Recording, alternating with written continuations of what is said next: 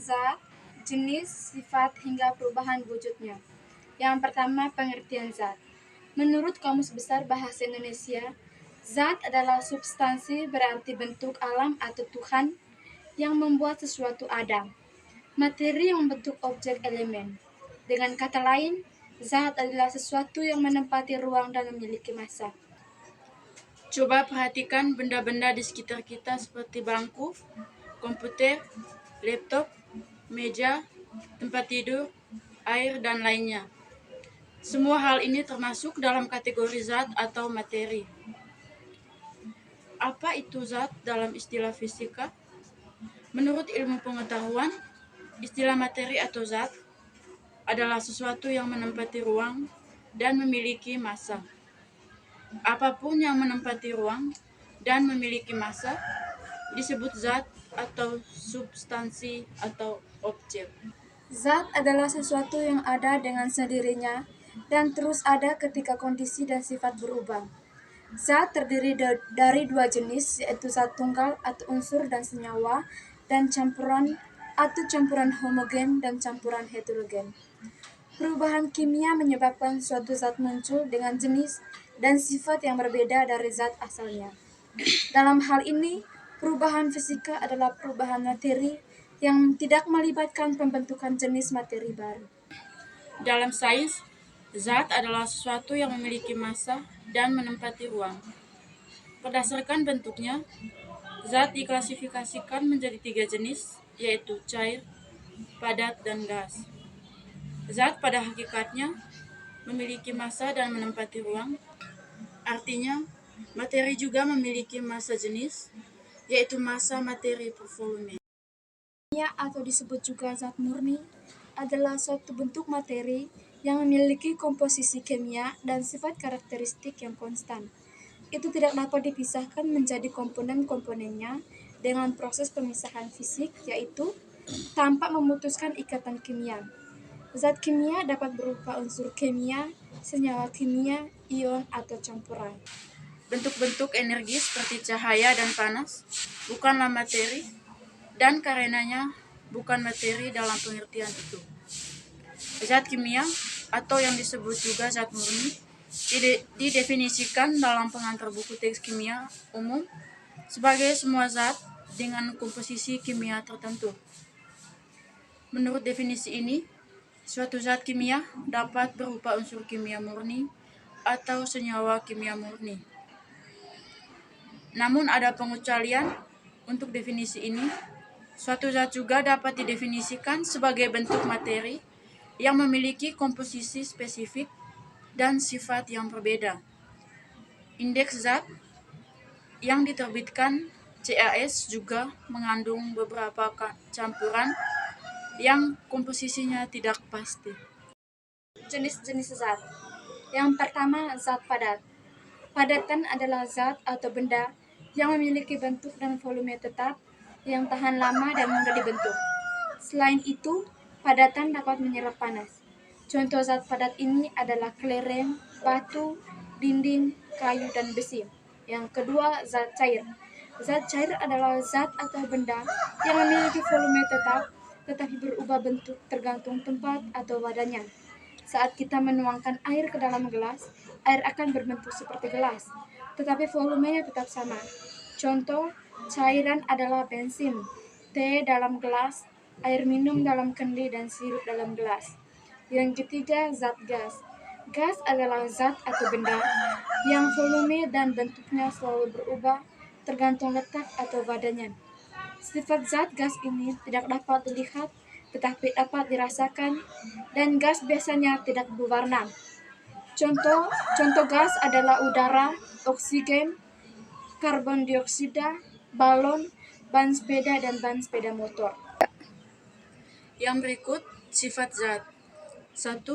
Zat menempati ruang. Artinya, dia selalu membutuhkan ruang atau menempati ruang untuk keberadaannya. Misalnya air dalam gelas, yang berarti air menempati ruang dalam gelas. Saat ada air di dalam botol, air mengisi ruang di dalam botol. Atau udara di dalam balon, berarti udara mengisi ruang di dalam balon saat balon digelembungkan. Juga tempat tidur yang diletakkan di sudut ruang, yaitu tempat tidur mengambil ruang di kamar. Yang kedua, zat memiliki massa. Untuk membuktikan bahwa semua zat memiliki massa atau berat jenis, saat Anda menimbangnya, lihat nilai massanya. Misalnya air dalam gelas ditimbang, kemudian timbangan menunjukkan nilai massa air dan gelas tersebut.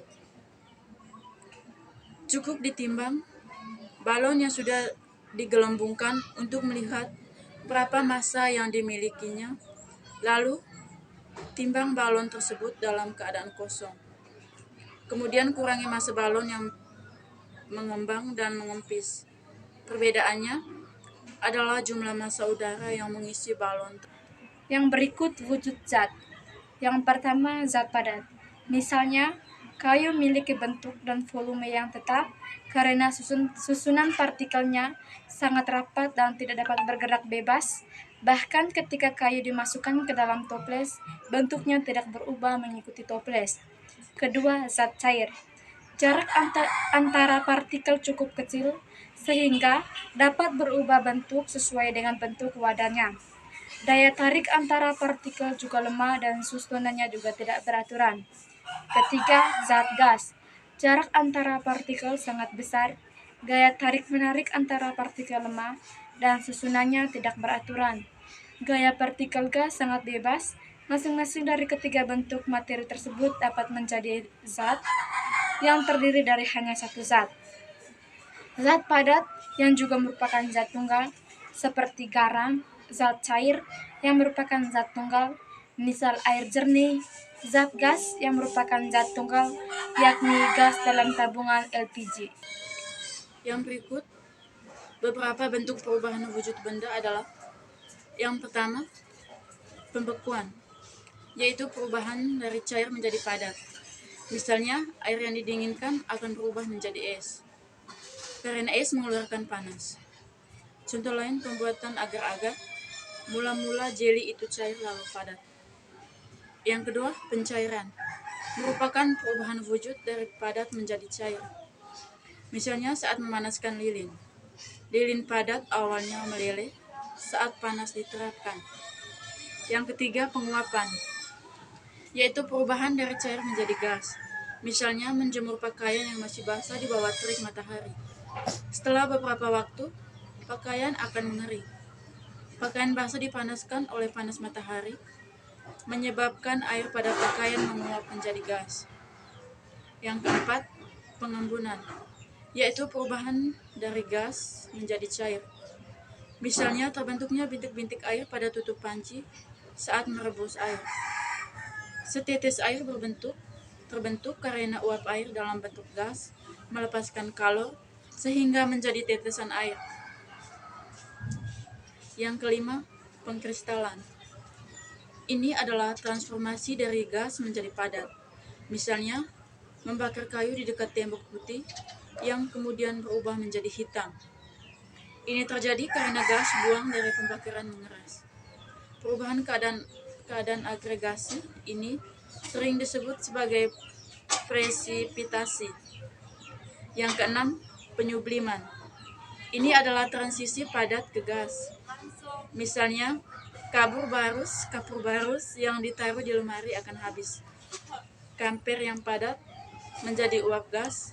Perubahan wujud zat ini sering disebut sublimasi. Definisi molekul zat padat, cair, dan gas. Secara histori, potongan-potongan zat telah dicirikan oleh perbedaan kualitatif dalam masanya. Padat adalah keadaan di mana suatu zat mempertahankan volume dan bentuk yang tetap. Cair adalah keadaan di mana suatu zat menyesuaikan dengan bentuk wadahnya, tetapi hanya berbeda sedikit volumenya. Dan gas adalah keadaan di mana materi mengembang untuk mengisi volume dan bentuk wadahnya. Yang pertama, zat padat. Partikel padat dikemas dengan padat. Gaya antara partikel cukup kuat sehingga partikel tidak dapat bergerak bebas. Mereka hanya bisa bergetar. Hasilnya, Partikel padat lebih stabil, memiliki bentuk dan volume yang pasti. Zat padat dapat berubah bentuknya hanya di bawah aksi gaya, misalnya saat dipatahkan atau dipotongkan. Kedua, zat cairan. Partikel cair adalah cairan yang sesuai dengan bentuk wadahnya, tetapi tetap independen volume dan tekanan hampir konstan. Volume spesifik atau tidak berubah saat suhu dan tekanannya konstan. Ketika sebuah partikel padat dipanaskan di atas titik leburnya, ia menjadi cair karena tekanannya lebih tinggi dari titik triple zat tersebut. Ketiga, zat gas. Molekul gas memiliki ikatan yang sangat lemah atau tidak ada ikatan sama sekali. Mereka dapat bergerak bebas dan cepat. Oleh karena itu, tidak hanya menyesuaikan dengan bentuk wadah, tetapi juga mengembang untuk mengisi wadah sepenuhnya. Molekul gas memiliki energi kinetik yang cukup sehingga efek gaya antar molekul kecil dan berjarak jauh. Jarak tipikal antara molekul tetangga jauh lebih besar daripada ukuran molekul itu sendiri. Di bawah suhu kritisnya juga dapat disebut sebagai uap. Molekul uap dapat dicairkan dengan kompresi tanpa pendinginan. Itu juga bisa dalam kesetimbangan dengan cairan atau padat, di mana tekanan gas sama dengan tekanan uap atau cairan padat. Fluida superkritis adalah gas yang suhu dan tekanannya lebih tinggi dari suhu dan tekanan kritis. Dalam keadaan ini, perbedaan antara cairan dan gas menghilang. Cairan superkritis memiliki sifat fisik gas, tetapi densitasnya yang tinggi memberikan sifat berlarut dalam beberapa kasus. Ini dapat berguna dalam beberapa aplikasi, misalnya karbon dioksida superkritis digunakan untuk mengekstraksi kafein dalam pembuatan kopi tanpa kafein. Sekian pembahasan singkat mengenai apa itu zat dan penjelasan jenis, sifat, dan wujudnya. Tidak hanya mengetahui pengertian dari zat dalam ilmu kimia saja, namun juga membahas mengenai jenis, sifat, dan wujudnya yang dapat dijadikan sumber informasi dalam mencari pengetahuan tentang definisi zat.